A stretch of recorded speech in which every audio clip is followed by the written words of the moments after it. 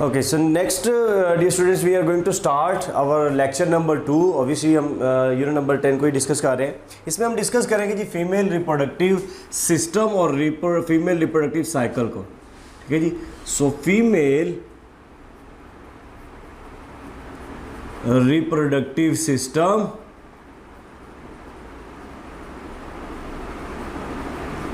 And obviously इसमें इसी में हम डिस्कस करेंगे फीमेल रिप्रोडक्टिव साइकिल को भी डिस्कस करेंगे. ठीक है. सो अलॉन्ग विद दैट, ठीक है, we are going to discuss female reproductive, ठीक है जी, साइकिल को भी डिस्कस करेंगे. राइट. और ऑब्वियसली इसी को नाम क्या देते हैं, that is also known as menstrual, ठीक है जी, साइकिल का नाम देते हैं. क्लियर. Menstrual cycle. अब आपको आइडिया है कि जो फीमेल रिप्रोडक्टिव सिस्टम है इसमें क्या क्या चीज़ें आ जाती हैं. बोला अगर आप इसके पार्ट्स की बात करते हैं, सो यू नो दैट कि इसमें जो जो चीज़ें आ जाती हैं, ऑब्वियसली फर्स्ट वन अगर आप देखें तो वो है जी गुनेड्स. और आपको पता है गुनेड्स जो से हैं they are obviously a pair of ovaries. ठीक है, एक पेयर होता है इसके अंदर, pair of ovaries that lies in the abdominal cavity और you can say pelvic cavity. ठीक है, this is present in the, ठीक है, ये abdominal कैविटी में ये पाई जाती हैं. और ऑब्वियसली इसका टेम्परेचर सिमिलर है as that of body temperature. Male के कंपैरेटिवली अगर आप देखें तो कहते हैं मेल में हमने बात की थी testis lies outside the body. ठीक है, लेकिन यहाँ पर आप देखिए inside the ovary, inside the abdominal cavity में ये मौजूद होती है. राइट. फिर आपने पढ़ा इसके अंदर है जी यूट्राइन ट्यूब. ठीक है जी, यूट्राइन ट्यूब है और you can say fallopian tube. ठीक है जी, फैलोपियन ट्यूब कहते हैं. ठीक है, यूट्राइन ट्यूब है, फैलोपियन ट्यूब है, या आपको आता है इसको हम कहते हैं जी oviduct. Right. This is also called oviduct. और नंबर 3 पे अगर हम बात करते हैं, so know that is known as a uterus. ठीक है, यूट्रस इसका पार्ट है. और आपने पढ़ा यूट्रस के फर्दर 3 कंपोनेंट्स आ जाते हैं. राइट. एक को हम कहते हैं जी फंडस. ठीक है, और एक को हम कहते हैं बॉडी ऑफ यूट्रस. ठीक है जी, बॉडी ऑफ यूट्रस है. और जो थर्ड पार्ट है दैट इज नोन एज, आपने उसको नाम दिया जी सर्विक्स का. ठीक है, सर्विक्स का नाम दिया जाता है. क्लियर. सो आपने पढ़ा 3 लेयर और इसके अंदर लेयर्स भी इसकी आपने पढ़ी 3 हैं. ठीक है, there are 3 layers as well. और आपने पढ़ा जो लेयर है नंबर 1 पे इनर मोस्ट जो है वहाँ से स्टार्ट करते हैं. आपने पढ़ा इसको हम क्या नाम देते हैं जी एंडोमेट्रियम. ठीक है, एंडोमेट्रियम है. और सेकेंड अगर आप देखें तो मायोमेट्रियम है. ठीक है जी, मायोमेट्रियम. और जो थर्ड वन है आपने पढ़ा that is known as perimetrium. ठीक है जी, पेरीमेट्रियम. सही होगी बात जी. आपने पढ़ा ये इनर मोस्ट है. Right. Endometrium as a name indicate, endometrium endo mean inside, inner वाली. मायोमेट्रियम ये सेकंड लेयर है, मसल से बनी होती है. और पेरीमेट्रियम ऑब्वियसली क्या है, it surround, it is around that uterus. ठीक है, तो ये उसको कवर अप करती है. नेक्स्ट अगर देखिए लास्ट वन है वो आपको पता है that is known as, it's a vaginal part. ठीक है जी. सो ये वेजाइना है जो कि फीमेल रिप्रोडक्टिव सिस्टम में आ रहा होता है. क्लियर. अब इसी में अगर आप देखें तो सारे के सारे जो कंपोनेंट हम बताते हैं इस तरह करके, सपोज दैट ये है जी फीमेल रिप्रोडक्टिव सिस्टम.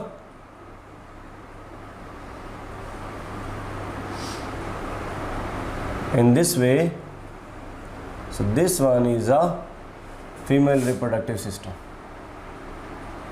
ठीक है.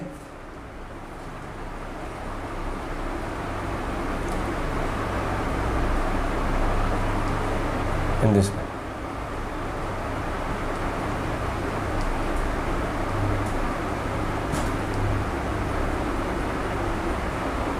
ऐसे करके. ठीक है, तो आप देखें जी हमारे पास फीमेल रिप्रोडक्टिव सिस्टम है. इसमें आपने पढ़ा ऑब्वियसली ये पार्ट क्या आ रहा है, what is that, exactly this one is known as ovary. ठीक है, और ये जो फिंगर लाइक प्रोजेक्शंस होती हैं इसको हम नाम क्या देते हैं, दैट इज नोन एज, ठीक है जी, फिम्ब्री.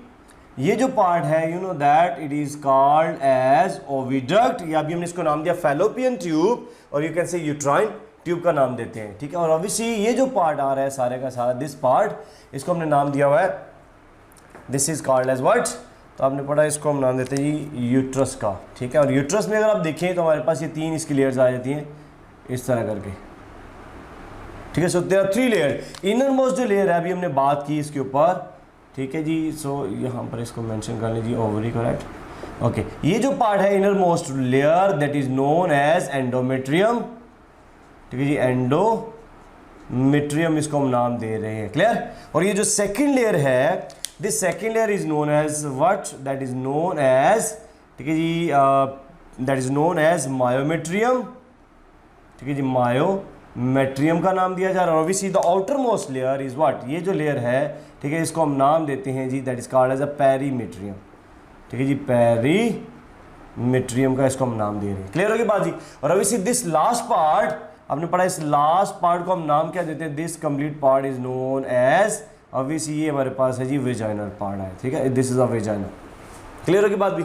अब आपने पढ़ा कि ये जितना भी इसके अंदर सिस्टम है रिप्रोडक्टिव सिस्टम, वो कहाँ पर हो रहा था, मतलब 2 साइकिल इसके अंदर आपने पढ़ा चल रहे होते हैं, ठीक है, साइकिल, ठीक है, दिस साइकिल्स की अगर हम बात करते हैं साइकिल्स की, तो आपने पढ़ा इसमें 2 साइकिल चल रहे होते हैं जी। एक साइकिल आपने पढ़ा उसको हम नाम देते हैं जी ओवेरियन साइकिल का, ओवेरियन साइकिल, और जो सा दूसरा है definitely that is known as, ठीक है, uterine cycle. Ovarian cycle as the name indicate ovaries में हो रहा है, and the uterine cycle obviously indicate ये यूट्रस में हो रहा होता है, इसमें, ठीक है। तो ये देखिए ज़रा, सपोज दैट कि ये जी इसके अंदर ये और ओवरी है, ठीक है जी, and that is connected by this one, इस तरह करके सपोज दैट ये ओवरी, ठीक है, ऐसे करके ये पार्ट है जी ओवरी, ठीक है जी। So this one is a ovary,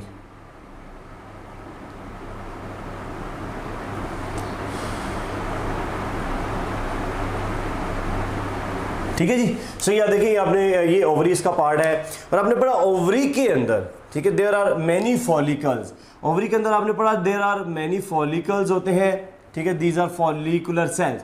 इसमें भी याद रखिएगा केस वही है, यानी इसकी ये जो वॉल है that is made up of germinal epithelium, ठीक है, ये जर्मिनल एपिथेलियम की लेयर है, राइट।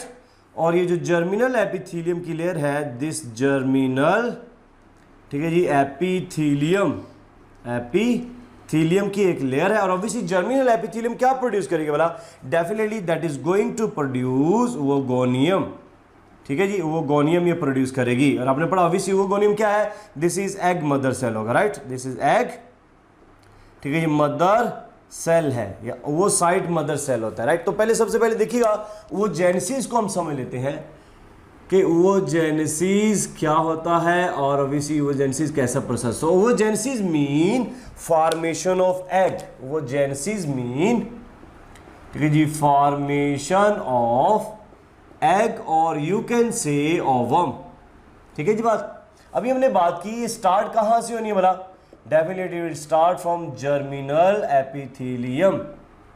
और ऑब्वियसली अगर जर्मिनल एपिथेलियम है तो इसने क्या प्रोड्यूस किया बोला, डेफिनेटली इसने प्रोड्यूस किया जी ओवोगोनियम, इसने ओवोगोनियम प्रोड्यूस किया। और ये जो जर्मिनल एपिथेलियम ये कैसे प्रोड्यूस हो रही है बोला, definitely by means of mitosis. और वो इसी ओवोगोनियम क्या होगा, डेफिनेटली जी ये डिप्लॉयड स्ट्रक्चर है, क्योंकि ऑब्वियसली ये माइटोसिस से प्रोड्यूस हो रहा है, क्लियर। अच्छा, ओवोगोनियम के बाद जो चीज़ बनती है वो है क्या, that is known as primary oocyte, ठीक है जी, प्राइमरी ओवोसाइट में ये चेंज हो जाता है। और अगेन प्राइमरी ओवोसाइट क्या होगा बोला, definitely it will also a diploid structure, ठीक है। अब ये कैसे चेंज हुई है, अगेन यू नो दैट यहाँ पर भी जो प्रोसेस हो रहा है उसको हम नाम दे रहे हैं जी डिफरेंशिएशन का। पॉइंट क्लियर हो गई, this point is called as differentiation. अब ये जो प्राइमरी ओवोसाइट है, याद रखिए यहाँ तक जितना भी सारा प्रोसेस है, ऑल दैट प्रोसेस, ये सारा कुछ याद रखिए कहाँ पर हो चुका होता है, इन फीटस, ठीक है जी बात। तो याद रखिएगा ये सारा कुछ यहाँ पर हो चुका होता है इन, ठीक है जी, फीटस। यानी अगर बेबी फीमेल है इनसाइड द मदर बॉडी तो फीटस है, फीटस आपको पता है 3 मंथ्स के बेबी को बोलते हैं। तो जब ये फीटस होती है फीमेल, यानी जो न्यूबॉर्न बेबी है इनसाइड द मदर बॉडी, अगर वो फीमेल है, ठीक है जी बात, तो फीटस में ही यहाँ तक ये सारा प्रोसेस हो चुका होता है।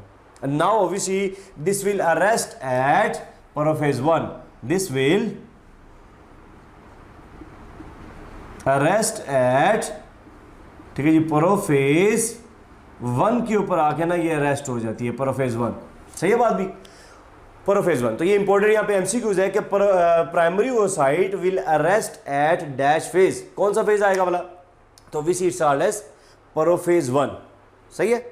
और प्रोफेज 1 में भी अगर आप देखें तो किस फेज में ये अरेस्ट हो जाती है? तो याद रखिएगा दिस विल अरेस्ट एट डायाकाइनेसिस। ठीक है जी, डायाकाइनेसिस आपने पढ़ा हुआ है कि ये इसके डिफरेंट फेजेस हैं। ठीक है, सब फेजेस हैं, जैसे लेप्टोटीन है, जाइगोटीन है, पैकेटीन है, डिप्लोटीन है, डायाकाइनेसिस है। तो प्रोफेज 1 की जो स्टेज है याद रखिए उसको नाम दे रहे हैं जी डायाकाइनेसिस। यहां पर आके ये अरेस्ट हो जाती है। सही है। अब याद रखिएगा जैसे ही पबर्टी स्टार्ट होगी, जैसे ही पबर्टी स्टार्ट होगी, सो पबर्टी से लेकर याद रखिए एंड तक मीन व्हाट? पबर्टी से लेकर ठीक है जी मीनोपॉज तक ये सारी जो है ना एक्टिवेशन स्टार्ट हो जाती है। कैसे? ये देखिएगा जैसे ही पबर्टी स्टार्ट होती है तो यही प्राइमरी वो साइट एक्टिवेट हो जाती है। Now they will activate. ठीक है जी, प्राइमरी वो साइट जो उनसे है वो sites they will activate further. जैसे ही एक्टिवेट होंगे तो याद रखिए यही प्राइमरी वो साइट। अब ऑब्वियसली इसके अंदर क्या होना भला? इसके अंदर होना है,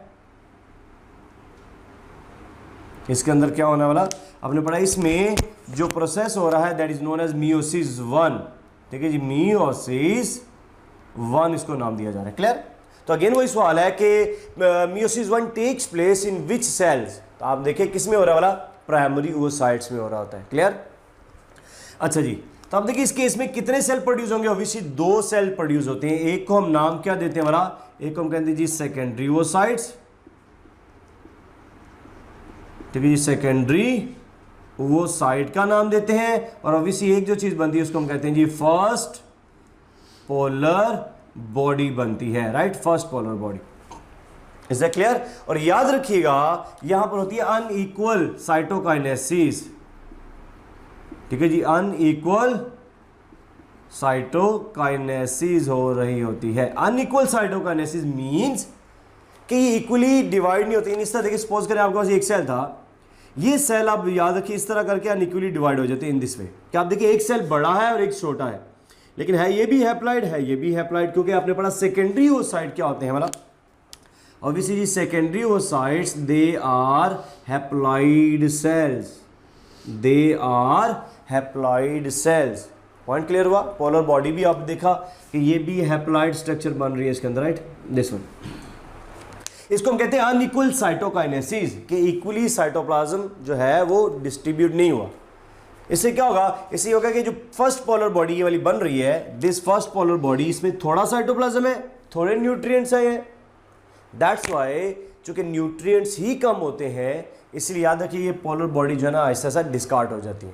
ठीक है, तो मेल में आपको होता है एक सेल से 4 स्पर्म्स बने थे, लेकिन फीमेल के अंदर आपने पढ़ा एक वोगोनियम से सिर्फ एक एग ही प्रोड्यूस होता है और 3 पोलर बॉडीज बन जाती हैं।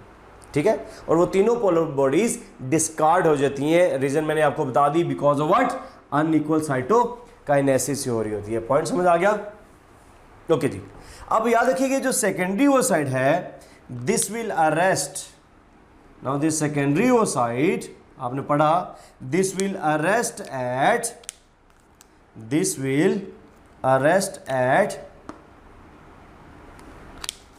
Metaphase 2। Right, so this will arrest, ठीक है जी, एट मेटाफेज 2। याद रखिए मेटाफेज 2 के ऊपर आके अरेस्ट हो जाती है। तो अगेन वो सवाल इंपॉर्टेंट है कि secondary oocyte will arrest at what? तो ऑब्वियसली वो मेटाफेज 2 है।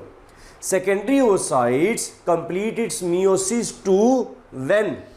कब होगी? तो आपको पता है जब इसकी फर्टिलाइजेशन होगी। सही है बात जी? तो देखिए अगेन आपके पास क्या था?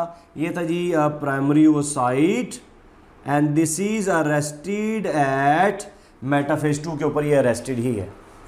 ठीक है बात जी, मेटाफेज 2 के ऊपर अरेस्टेड है। तो ये इसके आगे कंप्लीशन कब होगी बोला?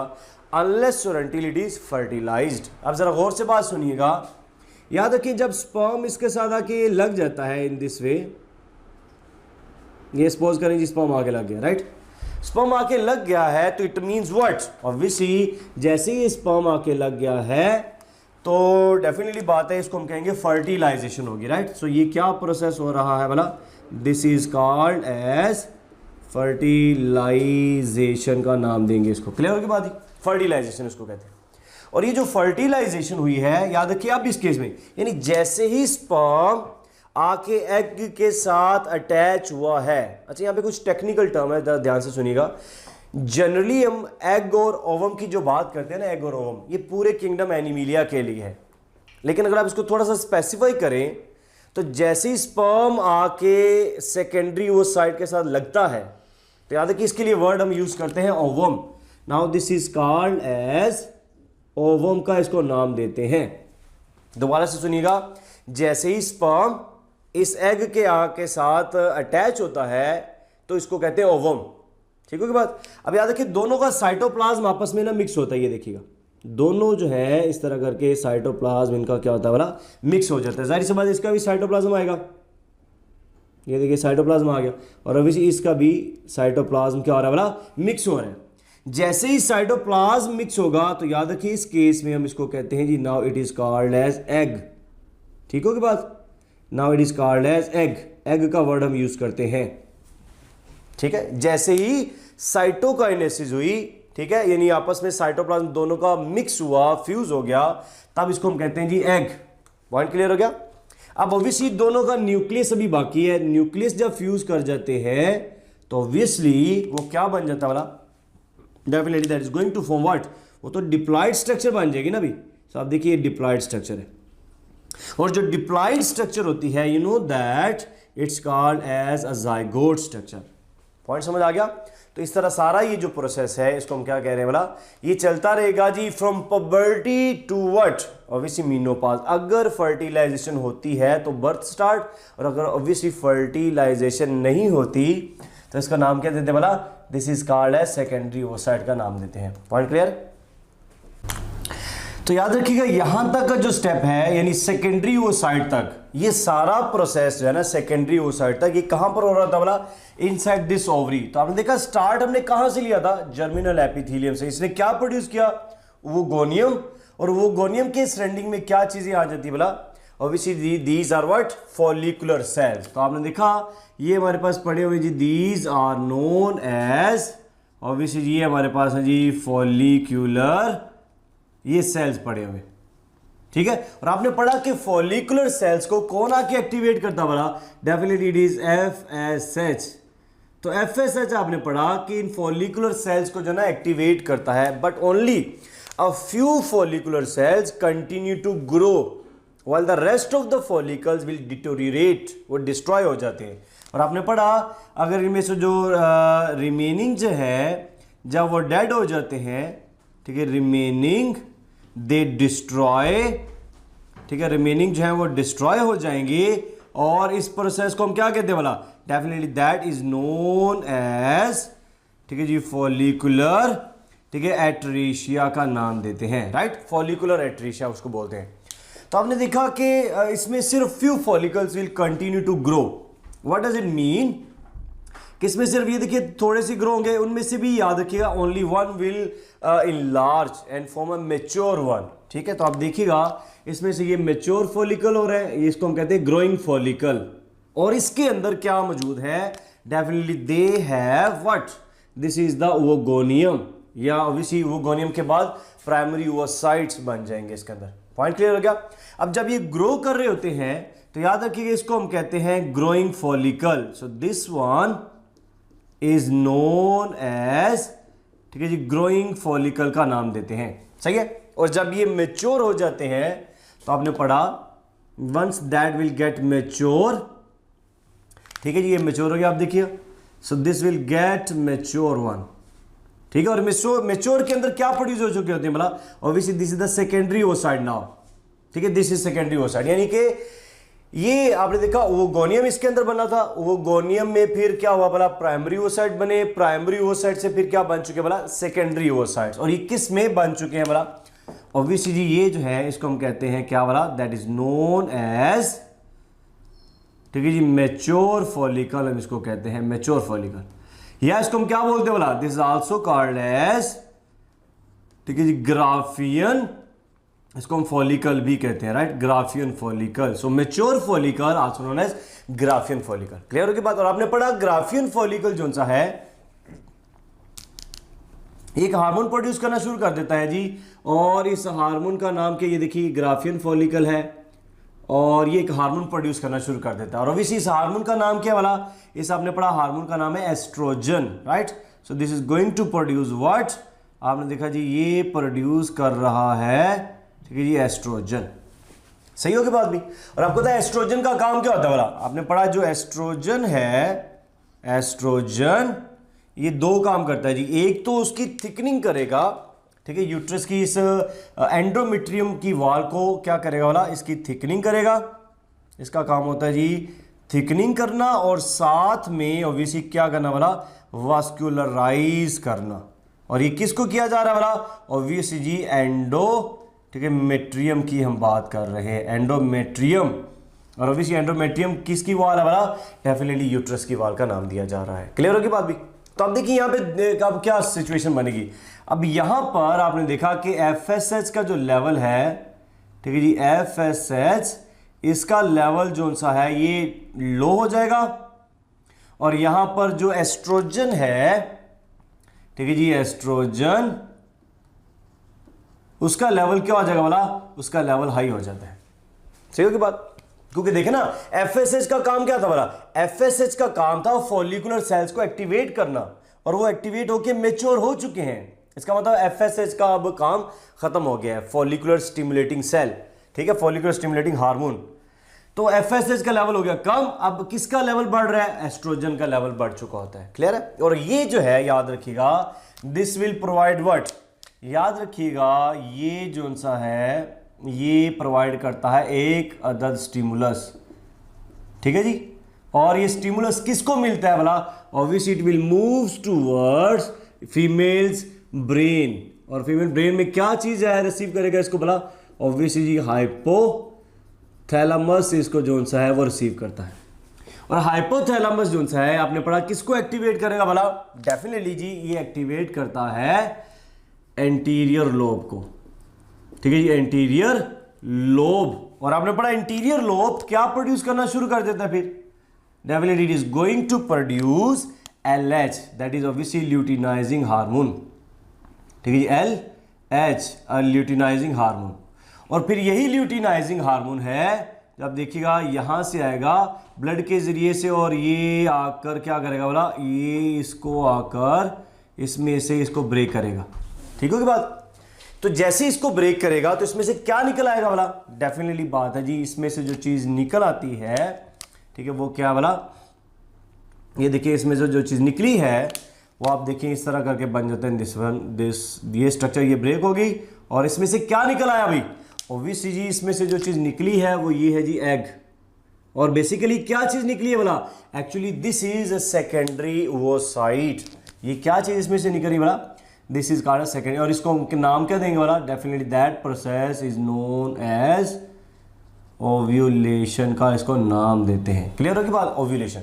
तो अगर आपसे यहां पे क्वेश्चन किया जाता है कि ovulation is actually release of what, ovulation, ठीक है, इज एक्चुअली, ठीक है, रिलीज ऑफ, ठीक है, release of dash in human female, ठीक है, इन ह्यूमन फीमेल। क्या रिलीज हो रहा है जी, तो ऑब्वियसली आप ऑप्शन ए है आपके पास है जी एग, ऑप्शन बी है आपके पास ओवम, या फिर ऑप्शन सी है आपके पास है जी सेकेंडरी ओवोसाइट्स, या फिर डी है आपके पास, ठीक है जी, प्राइमरी ओवोसाइट। जी what should be the right answer. तो अभी मैंने आपको बताया कि याद रखिएगा एक्चुअल में जो चीज रिलीज होती है that is known as what, उसको हम नाम देते हैं सेकेंडरी ओवोसाइट का। ठीक है बात। तो secondary oocytes will be released, right.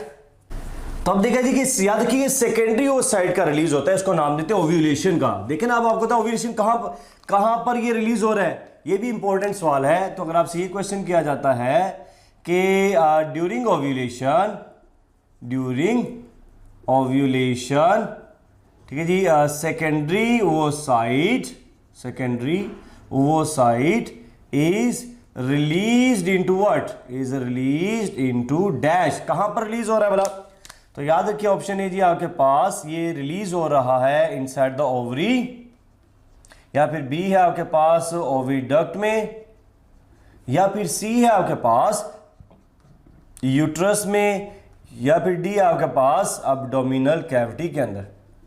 ठीक है, अब्डोमिनल कैविटी में ये रिलीज हो रहा होता है जी। क्या राइट आंसर आना चाहिए बोला? What should be the right answer? Exactly गौर कीजिएगा, ये मैंने बाहर को शो किया हुआ है इसको। तो याद रखिए, ये सबसे पहले जो रिलीज होता है वो क्या बोला, इसको कहते हैं एब्डोमिनल कैविटी। ठीक है, तो ओव्यूलेशन याद रखिएगा रिलीज ऑफ सेकेंडरी ओसाइट है। मैं फिर से बोली जा रहा हूं, ovulation is actually release of secondary oocyte. आपकी बुक में ये भी लिखा हुआ है कि it is actually the release of egg, लेकिन बेसिकली अगर आप देखें तो ये सेकेंडरी ओसाइट रिलीज हुआ है, और यहां से रिलीज होने के बाद ये किधर चला जाता है बोला? Definitely it will moves toward this part. ठीक है, आप देखिए ये इस पार्ट की तरफ आ गया है इन दिस वन। ठीक है, और ये देखिए ये क्या है, ऑब्वियसली ये हैप्लॉइड। आपने एक चीज पढ़ी है कि फर्टिलाइजेशन कहाँ होती है? आपने पढ़ा प्रॉक्सिमल पार्ट के अंदर होती है। तो इस पार्ट को हम नाम क्या देते हैं बोला? This part is known as, ठीक है जी, प्रॉक्सिमल पार्ट। ठीक है जी, प्रॉक्सिमल पार्ट हम इसको नाम दे रहे हैं। ठीक है जी, प्रॉक्सिमल पार्ट है। सही होगी बात भी? प्रॉक्सिमल पार्ट किसका बना? ओविसी ऑफ ओविडक्ट का। और आपने एक चीज पढ़ी हुई है, अगर आपसे ये क्वेश्चन किया जाता है कि वेयर फर्टिलाइजेशन टेक्स प्लेस, तो आपने पढ़ा ये क्या है? Proximal part. इसमें क्या चीज हो रही है? यहां पर एक्चुअली आपने पढ़ा कि क्या चीज होती है? Definitely fertilisation takes place. ठीक है जी, फर्टिलाइजेशन। ठीक है, फर्टिलाइजेशन, ठीक है, ये takes place in this part, takes place. यहां पर इसकी फर्टिलाइजेशन होती है प्रॉक्सिमल पार्ट के अंदर। और प्रॉक्सिमल पार्ट में क्या पड़ा हुआ है? Secondary oocyte. इसलिए गौर कीजिएगा, मैंने आपसे कहा सेकेंडरी ओसाइट कहां पर अरेस्टेड है? मेटाफेज 2 के अंदर। और ये इसकी आगे प्रोसेसिंग तब तक नहीं होनी जब तक क्या होने होगा? फर्टिलाइजेशन। तो एक्चुअल में फर्टिलाइजेशन किसकी हो रही है? सेकेंडरी ओसाइट की हो रही है। तो एक्चुअल में रिलीज क्या हो रहा है? रिलीज क्या हो रहा है? अगेन सेकेंडरी ओसाइट है। होप सो कि अब आपको समझ में आ गई होगी। फिर से कह रहा हूं, आपकी बुक में ये भी मेंशन है कि ovulation is release of egg, लेकिन वो जनरल टर्म है, जनरल टर्मिनोलॉजी है for all the kingdom animalia के लिए। सही है, but if you see specific terminologies तो आपको ये चीज नजर आ रही है कि जो चीज रिलीज हो रही है वो इसमें जा रही है, और जिस चीज की फर्टिलाइजेशन हो रही है वो क्या है? सेकेंडरी ओसाइट है। पॉइंट क्लियर हो गया? तो याद देखिए, यहां पर अगर फर्टिलाइजेशन हो जाती है और स्पर्म यहां पे इंजेक्ट किए जाते हैं वेजाइना में, ठीक है, तो यहां से स्पर्म चलेंगे और इस यूट्रस को पास करते करते ये आ जाएंगे यहां तक, और ये पूरा इसने डिस्टेंस कवर करना है। और याद रखिएगा, ये पूरा जो डिस्टेंस है यहां से लेकर ये यहां तक का जो डिस्टेंस है वो तकरीबन 10 सेंटीमीटर तक होता है। ठीक है जी, 10 सेंटीमीटर तक का ये डिस्टेंस होता है। पॉइंट क्लियर हो गया? तो ये आपने देखा, ये सूरत हाल है जी इस केस में। तो इतना डिस्टेंस स्पर्म को तय करना पड़ता है और इसको जाके यहाँ पे फर्टिलाइजेशन करनी पड़ती है। तो fertilization takes place in which part? Again proximal part के अंदर हो रही होती है। पॉइंट समझ आ गया? और जब सेकेंडरी ओसाइट रिलीज होता है तो आपको आइडिया ये देखिए, इस तरह ये सेकेंडरी ओसाइट है, this is a secondary oocyte. ठीक है, सेकेंडरी ओसाइट है। आपने पढ़ा इसकी बाहर एक लेयर होती है, ये जी इसके पास एक लेयर, और इसको नाम क्या देते वाला? That is called as zona pellucida, इसको कहते हैं, right? This is called as, ठीक है जी, ज़ूना पेल्यूसिडा, इसको हम नाम देते हैं। और याद रखिए, this zona pellucida is made up of glycoprotein, is made up of, ठीक है, ग्लाइकोप्रोटीन की एक लेयर होती है ये ग्लाइकोप्रोटीन। सही है। और इसके ऊपर आपने पढ़ा कि एक इस तरह सेल्स मौजूद होते हैं इन दिस वे, ऐसे करके, ठीक है, और इनको आप नाम क्या देते वाला? कोरोना रेडिएटा, रेडिएट हुए हुए हैं। ठीक है, इसको नाम क्या देते हैं? What is that? This is known as, ठीक है जी, कोरोना रेडिएटा, इसको हम बोलते हैं corona radiata. Radiate, corona mean crown shaped है, ताज की तरह के। तो आप देखिए इस तरह शेप के हैं ये सेल। और याद रखिएगा, corona cells are actually what? These are actually क्या होते हैं? मतलब दीज आर एक्चुअल में ये फॉलिकुलर सेल्स ही होते हैं, right? So these are actually follicular cells ही होते हैं ये, राइट? ये फॉलिकुलर सेल्स ही होते हैं एक्चुअल में, लेकिन चूंकि शेप बदल जाती है, उसमें से निकलते हैं जब ये सेकेंडरी ओसाइट जब निकला तो ये वाली शेप बन जाती है, तो इसलिए उसको कहते हैं कोरोना रेडिएटा। पॉइंट समझ आ गया? अच्छा, तो हमने देखा जी यहाँ पर ओव्यूलेशन हुई, ये सेकेंडरी ओसाइट रिलीज हो गया, यहाँ पर ये आ गया है सेकेंडरी ओसाइट। अगर फर्टिलाइजेशन होती है तो बर्थ का स्टार्ट प्रोसेस, लेकिन अगर नहीं होती तो ऑब्वियसली मेंस्ट्रुअल साइकिल की तरफ हम आएंगे, राइट। अच्छा ये देखिएगा, जब यहाँ से आगे निकल गया ये जो बॉडी बनी इसका नाम क्या है वाला, definitely you know that this part is known as corpus luteum, right. So this is called as, ठीक है जी, कॉर्पस ल्यूटियम का इसको हम नाम दे रहे हैं। और आपको पता है corpus mean what, body, luteum mean what, yellowish body है, ठीक है। सो कॉर्पस ल्यूटियम आपको पता है क्या प्रोड्यूस करता है वाला, अगेन कॉर्पस ल्यूटियम जो है, ठीक है जी, कॉर्पस ल्यूटियम आपने पढ़ा ये प्रोजेस्टेरोन प्रोड्यूस करता है, राइट, प्रोजेस्टेरोन। और आपने पढ़ा प्रोजेस्टेरोन का काम क्या बोला, it will maintain pregnancy as well as it will maintain the thickness, it will maintain, ठीक है ये, thickness and vascularization, right, vascularization. आपने देखा बेसिकली काम स्टार्ट ने किसने किया था वाला, काम स्टार्ट किया था एस्ट्रोजन ने, और उसको मेंटेन कौन रख रहा है वाला, दैट इज प्रोजेस्टेरोन। यानी आपने देखा ये जो एस्ट्रोजन प्रोड्यूस हुआ था, याद रखिएगा इसकी यहाँ पे ना, इसकी वॉल को आके यहाँ पर आके थिक करता है ऐसे करके, राइट, दिस वन, ये इसकी वॉल को ऐसे आगे आप देख लेंगे इसको थिक करता रहता है, ये एस्ट्रोजन का काम है, इसकी वॉल को क्या कर रहा है, थिक कर रहा है, ये देखिएगा, ठीक है जी, इसकी वॉल को क्या कर रहा है वाला, थिक करता है, देखिए ये इसकी वॉल को थिक करता रहता है इन दिस वे, राइट। और थिक करने के साथ साथ देखिएगा क्या करेगा वाला, डेफिनेटली बात है जी, ये इसको वास्कुलराइज भी करेगा, ठीक है, ये तो मायोमेट्रियम बनाई मैंने। अब इसके अंदर देखिएगा ये ब्लड वेसल्स भी बनना शुरू हो जाती है, इसको हम कहते हैं वास्कुलराइजेशन, ठीक है। तो आप देख रहे हैं क्या बन रही है वाला, डेफिनेटली दीज आर, ठीक है जी, ब्लड वेसल्स, ये ब्लड वेसल इसके अंदर बनना शुरू हो रही है, इसको हम कहते हैं वास्कुलराइज करना, ताकि अगर फर्टिलाइजेशन होती है और अगर जाइगोट बनता है तो उसके लिए पहले से तैयार हो, क्योंकि जाइगोट तो यहां पे बनना है ना अभी, जाइगोट फिर यहां से बन जाएगा, फिर यहां से चलना शुरू होगा और एम्ब्रियो बन जाएगा, और एम्ब्रियो आते आते आते आते यहां पर आके जुड़ जाएगा, ताकि एक स्ट्रॉन्ग प्लेसेंटा बने, और प्लेसेंटा जो है ऑब्वियसली अटैच हो जाएगा, फिर आगे बर्थ का प्रोसेस स्टार्ट हो जाएगा। पॉइंट क्लियर हो गया। तो आपने देखा जी कॉर्पस ल्यूटियम ने क्या प्रोड्यूस किया वाला, ये प्रोड्यूस किया प्रोजेस्टेरोन, प्रोजेस्टेरोन इसको क्या करता रहता है वाला, थिक करता रहता है। तो what is the sequence of hormones क्या है, तो आपने देखा सबसे पहले आया जी FSH, उसके बाद आया जी एस्ट्रोजन, नंबर 3 पे आया जी FLH, और नंबर 4 पे क्या आएगा वाला, डेफिनेटली वो है जी प्रोजेस्टेरोन। समझ आ गई बात की जी, प्रोजेस्टेरोन इसने प्रोड्यूस किया है, इज दैट ओके। तो हम देखिए इस तरह याद रखिए फीमेल रिप्रोडक्टिव साइकिल में ये सारे प्रोसेसेस हो रहे होते हैं, ठीक है। In case of both in ovarian cycle जो कि ओवरी में चल रहा है, और यूट्राइन साइकिल जो कि यूट्रस में हो रहे होते हैं, सही है बात। अब इसको ही अगर हम कंपेयर करें इसके साथ, आपकी बुक में एक और डायग्राम बनी हुई है, इसको अगर आप इससे कंपेयर करें इन दिस वे, ठीक है, ये वाला, तो अब देखिए इसको मैं शो कर रहा हूं जी, ये जो आपका है, ठीक है, this one is known as, ये जो है याद रखिएगा, ये हमारे पास ये शो किया जा, ओवेरियन साइकिल को शो किया जा रहा है, ठीक है, ओवेरियन साइकिल, और ये जो है ये शो किया जा रहा है जी यूट्राइन, ठीक है जी, साइकिल को रिप्रेजेंट किया जा रहा है, सही है बात, यूट्राइन साइकिल को। अभी आपने देखा कि ओवेरियन साइकिल में क्या था वाला, ओवेरियन साइकिल में भी आपने पढ़ा यहाँ पे कुछ सेल्स थे, and these cells are known as, इनको हम नाम क्या देते वाला, definitely these cells are known as follicular cells, ठीक है जी, फॉलिकुलर सेल्स का नाम देते हैं इसको, राइट, ये फॉलिकुलर सेल्स है। और आपने पढ़ा फॉलिकुलर सेल्स को कौन एक्टिवेट करता है, आपने पढ़ा दैट इज ऑब्वियसली FSH, ठीक है, फॉलिकुलर सेल्स को कौन एक्टिवेट कर रहा है, ठीक है, ऑब्वियसली दैट इज FSH।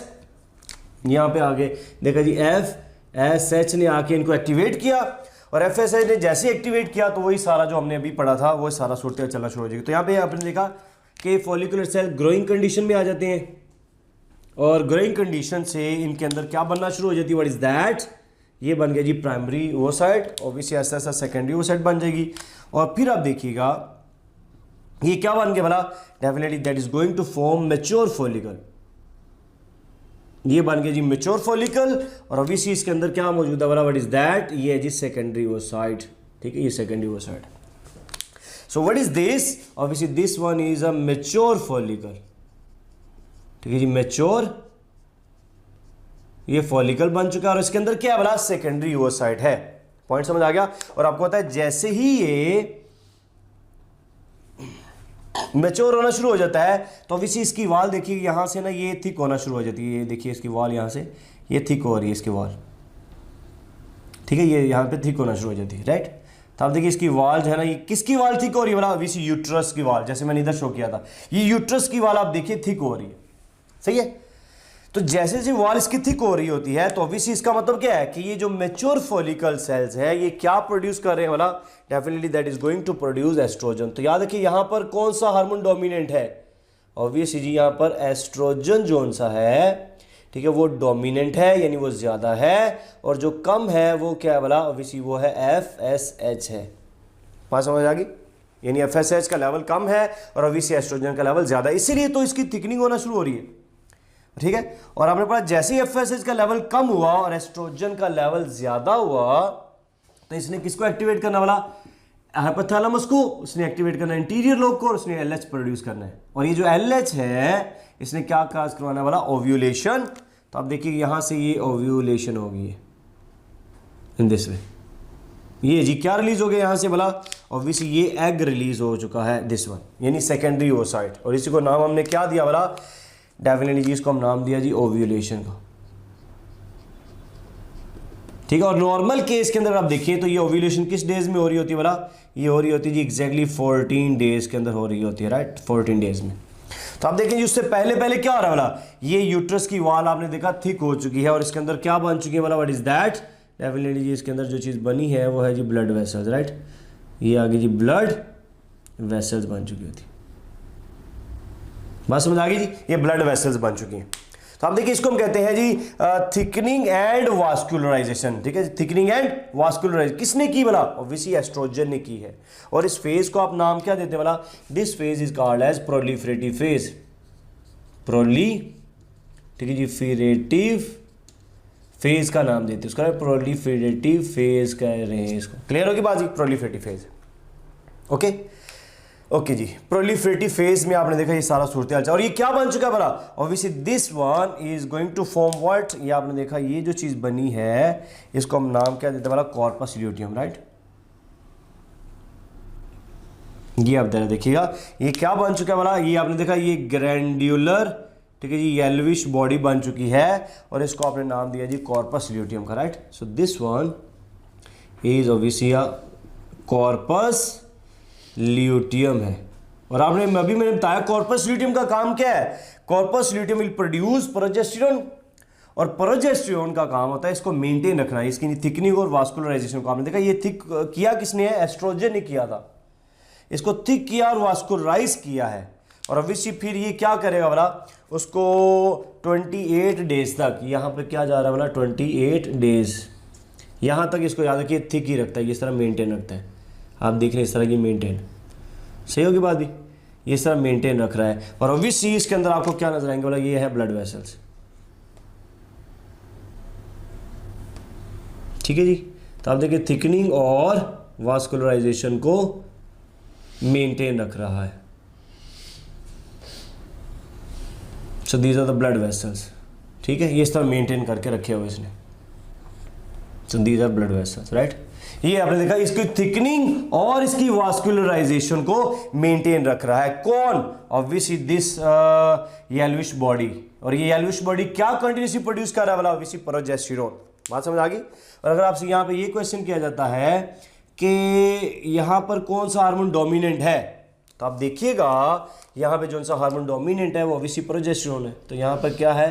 ठीक है जी, प्रोजेस्टेरोन उसका लेवल क्या है? वाला ज्यादा है। और यहाँ पे जो एस्ट्रोजन होता है उसका लेवल कम होता है, ठीक होगी बात। तो dominant hormone in this luteal phase, और you can say secretory phase, यहां से लेकर यहां तक कितना फेज है? वाला this is called as secretory phase, इसको हम नाम दे रहे हैं, ठीक होगी बात भी। सेक्रेटरी फेज, तो आपने देखा सेक्रेटरी फेज में कौन सा हार्मोन डोमिनेंट है? प्रोजेस्टेरोन। कौन सा ऑब्वियसली लेस इन अमाउंट है या रिसेसिव है, वो क्या है? एस्ट्रोजन आ जाता है। क्लियर होगी बात भी?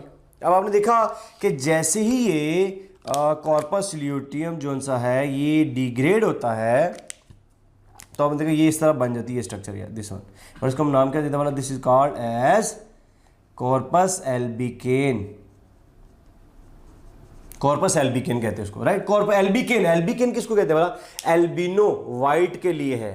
तो ये वाइटिश बॉडी है, corpus mean body, albicans mean albino, जैसे वाइट, ठीक है, एल्बिकेन।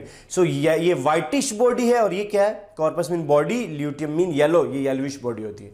और ये भी याद रखिएगा, this is a temporary endocrine glands, ठीक है। तो अगर आपसे ये क्वेश्चन किया जाता कि कॉर्पस ल्यूटियम, ठीक है, is dash temporary gland, is dash, ठीक है, टेम्परेरी ग्लैंड है ये। ऑप्शन ए है आपके पास, क्या ये एंडोक्राइन है, या फिर ऑप्शन बी है आपके पास, क्या ये एक्सोक्राइन है, या फिर सी है आपके पास ये ड्यूल ग्लैंड है, यानी दोनों ही काम कर रहा होता है, या फिर डी आपके पास not a gland, not a gland. जी, what should be the right answer? तो याद रखिएगा, this is actually an endocrine temporary gland. थोड़ी देर के लिए जो बनता है ये एंडोक्राइन के तौर पे होता है, सही, क्योंकि ये प्रोजेस्टेरोन प्रोड्यूस करके ब्लड में फेंक रहा होता है।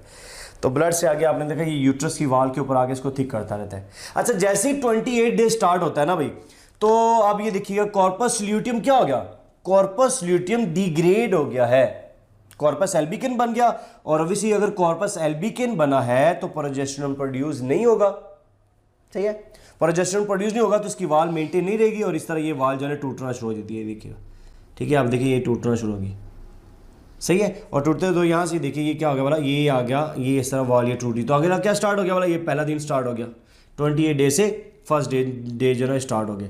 तो यहाँ से आप देखिए इसकी वाल टूट रही है, और अंदर ये जो ब्लड वेसल्स होती हैं ये भी आप देखने क्या हो रहा है बोला, ये इस तरह टूट रही होती है, राइट, ये ब्लड वेसल्स भी क्या हो रही है बोला, टूट रही होती है। यानी इस तरह देखिएगा, ये जो है ये कॉर्पस ल्यूटियम यहाँ से ये देखिए टूटना शुरू हो रही है, यहाँ से टूट रही है, सही होगी बात भी, यहाँ से कॉर्पस ल्यूटियम ये यानी इसके अंदर की जो वाल है वो टूटना शुरू होगी, और जैसे ही टूटना शुरू हो गई तो साथ में ऑब्वियसली क्या रिलीज हो रहा है बोला, टूट रही है बोला ब्लड वेसल्स, तो ऑब्वियसली यहाँ से फिर क्या स्टार्ट हो जाएगी बोला, यहाँ से फिर ब्लीडिंग जो है ना वो स्टार्ट हो जाएगी, राइट, यहाँ से ब्लीडिंग स्टार्ट हो जाती है। तो ब्लीडिंग जो है ना ये ऑब्वियसली इधर से गुजरते करते ये क्या स्टार्ट हो गया बोला, व्हाट इज दैट, ये ऑब्वियसली ब्लीडिंग, और इसको कहते हैं मेंसेस, राइट, ये मेंसेस जो है ना वो स्टार्ट हो जाते हैं इसका, क्लियर। और एक अब देखिए कहाँ से कहाँ तक वाला, तो ये अप्रॉक्सीमेटली 1 to 5 डेज तक, या 3 to 7 डेज भी कहा जाता है। तो अगर आप इसका कंपैरेटिवली देखें तो 1 to 5 डेज तक ये जो है ना कॉर्पस ल्यूटियम ये जो साइकिल है ये चलता है, इसको हम कहते हैं मेंस्ट्रुएशन, ठीक है, this is called as menstruation का नाम देता है, this is called as menstruation, यानी यहाँ पे मेंसेस हो रहे हैं, ठीक है। अब ठीक है, ये मेंस्ट्रुएशन है, ठीक है, मेंस्ट्रुएशन ये 3 to आपकी बुक में लिखा हुआ है कि 3 to अप्रॉक्सीमेटली 3 to 7 डेज तक, अप्रॉक्सीमेटली 5 डेज या 4 डेज में बनता है, राइट। तो 1 to 5 डेज, और यू कैन से 3 to 7 डेज। तो 3 to 7 डेज है ना, चूँकि आपकी बुक में मेंशन है इसलिए आप उसको ऑप्ट करिएगा। तो आप देखिए ये जो है ना ये मेंसेस चल रहे होते हैं, और इसमें आप देखिए ये वाल टूट रही है और सारी डिग्रेडेशन हो रही होती है। तो ये है ना आउटफ्लो, जिसमें डेब्रीज हैं, जिसमें ब्लड वेसल्स हैं, ठीक है, ये सारी ब्लड सेल्स हैं, वो सारा यहाँ से निकल रहा होता है। अच्छा, अगर आपसे ये क्वेश्चन किया जाए, which hormone is dominant in menstruation during menstruation, ठीक है, विच हार्मोन, ओके जी, क्वेश्चन इज दैट, ठीक है जी, विच हार्मोन इज, ठीक है, डोमिनेंट, ठीक है, ड्यूरिंग मेंस्ट्रुएशन। आप ख्याल में कौन सा हार्मोन है जो डोमिनेंट है ड्यूरिंग मेंस्ट्रुएशन? ऑप्शन ए है आपके पास, ठीक है जी, FSH, ऑप्शन बी है आपके पास एस्ट्रोजन, ऑप्शन सी है आपके पास प्रोजेस्टेरोन, या फिर डी है आपके पास, ठीक है, नो एनी हार्मोन, ठीक है, नो एनी, ठीक है, हार्मोन, कोई भी हार्मोन नहीं होता जी। क्या इसका राइट आंसर आना चाहिए बोला? तो ऑब्वियसली जी राइट आंसर इज FSH, ये है जी FSH। कैसी है देखिए गौर से, ये मेंस्ट्रुएशन है ना भाई, मेंस्ट्रुएशन किधर हो रही है बोला, मेंस्ट्रुएशन तो इस यूट्रस के अंदर हो रही है, सही है, इस यूट्रस में मेंस्ट्रुएशन हो रही है, तो यहाँ पे हो रही मेंस्ट्रुएशन, इसके एग्जैक्टली ऊपर जी देखिए क्या है, ओवरी में क्या चल रहा है, ओवरी में इसका मतलब है ड्यूरिंग मेंस्ट्रुएशन जो कि यूट्रस में हो रहा है, इसके पैरेलल आप देखिए ओवरी में क्या हो चुका होता है, ओवरी में स्टार्ट हो चुका होता है फॉलिकुलर सेल्स की एक्टिवेशन। सही बात।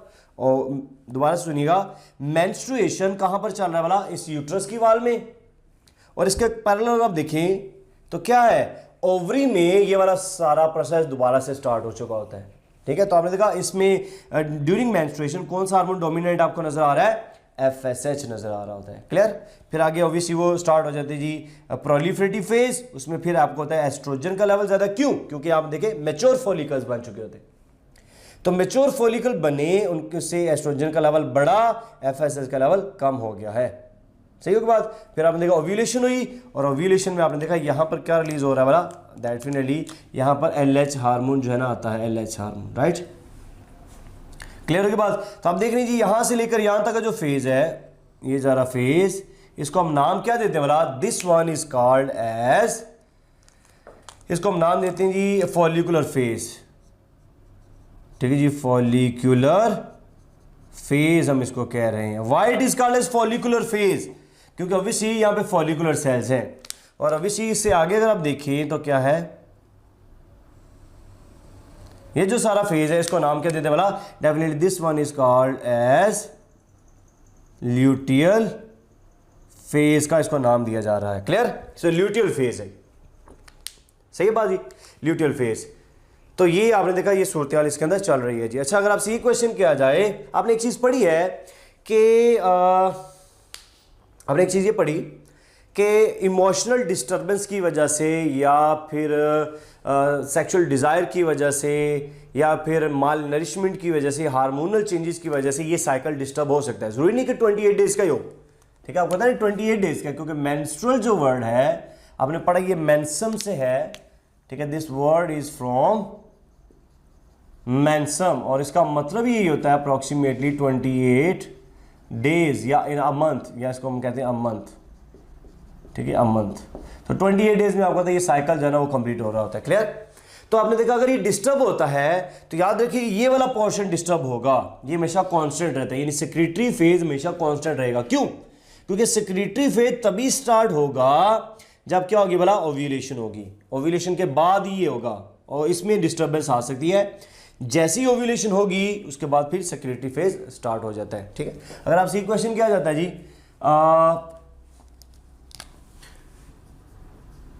अ फीमेल ऑफ, ठीक है जी, अ फीमेल ऑफ, ठीक है जी, 32 डेज मेंस्ट्रुअल साइकिल डेज, ठीक है जी, menstrual cycle,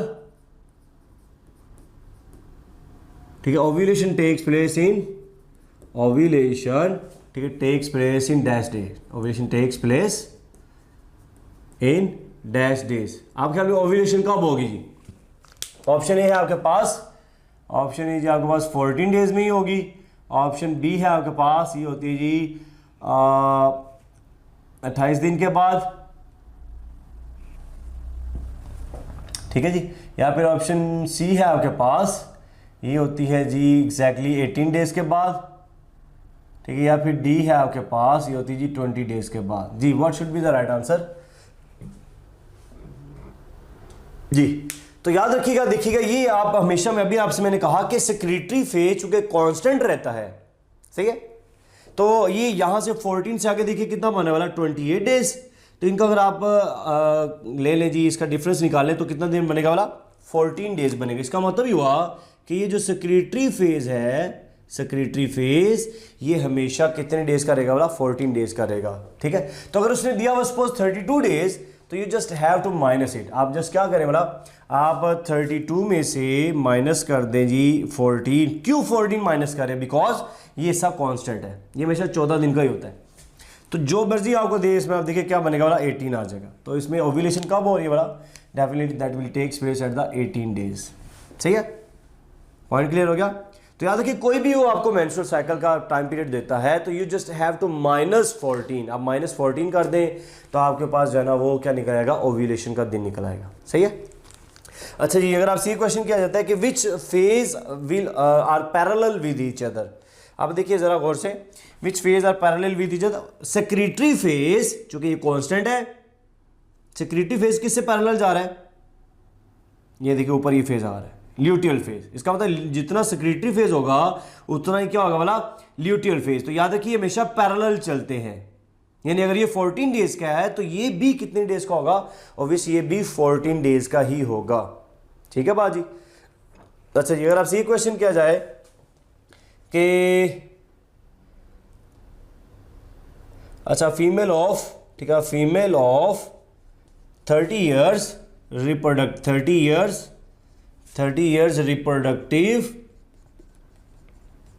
years of reproductive cycle, ठीक है जी, dash eggs will be produced, dash eggs, ठीक है जी, विल बी प्रोड्यूस्ड। यानी सपोज कि एक फीमेल की एज, रिप्रोडक्टिव जो एज है वो सपोज करें 30 साल है, इन 30 साल में वो एग प्रोड्यूस करती रहती है। आपको पता है यहाँ से पबर्टी से स्टार्ट हो रहा है, और पबर्टी की जो एज कंसीडर की जाती है वो 10 से, आपने पढ़ा जी 10 से 14 ईयर्स तक होती है, राइट। इसके अंदर ये है जी टीनेज, और मीनोपॉज आपको पता है कहाँ पर होती है, बोला 40 to 40, ठीक है, 5 ईयर्स तक होती है। सही है जी। तो अगर आप इनका कंपैरिजन कर लें तो आप देखिए 30 to 35 सपोज कर लेते हैं हम, 30 ईयर्स एक रिप्रोडक्टिव साइकिल है उसकी फीमेल का, राइट। तो हम देखिएगा इसमें एग कितने प्रोड्यूस होंगे, तो आपको बताएं एक फीमेल के अंदर एक साल, एक माह में एक एग, ठीक है, तो साल में कितने होंगे बोला, 12 एग। सही है बात। तो 30 साल में कितने हो जाएंगे बोला, एक माह में एक एग प्रोड्यूस हो रहा है ना, तो साल में 12 माह, तो इसका मतलब साल में 12 एग प्रोड्यूस हो रहे हैं। सही है। और फिर 30 साल होंगे तो 12 से इसको मल्टीप्लाई कर दे, तो आपके पास राइट आंसर क्या आएगा बोला, ऑप्शन ए आपके पास जी 360, ऑप्शन बी आपके पास जी 400, या फिर सी आपके पास है जी 300, या फिर डी आपके पास अनकाउंटेबल। जी इसका राइट आंसर क्या बनेगा, definitely the right answer is 360 बन जाएगा। पॉइंट क्लियर हो गया जी। तो आप देखिए इस तरह ये जो है ना फीमेल रिप्रोडक्टिव साइकिल और फीमेल रिप्रोडक्टिव सिस्टम जो है ये हमने डिस्कस किया है, ठीक है, और इसको हमने पैरेलल लेके चला हार्मोनल रिएक्शंस के साथ, ठीक है। तो ये ओजेनेसिस सारा प्रोसेस हमने अंडरस्टैंड किया है, ठीक है। उम्मीद करता हूँ कि जी आपको ये सारा फीमेल रिप्रोडक्टिव सिस्टम सारा समझ में आ गया होगा। स्टिल कोई भी प्रॉब्लम होगी so again you can discuss in our WhatsApp group, ठीक है जी। थैंक यू सो मच जी, अल्लाह हाफिज़।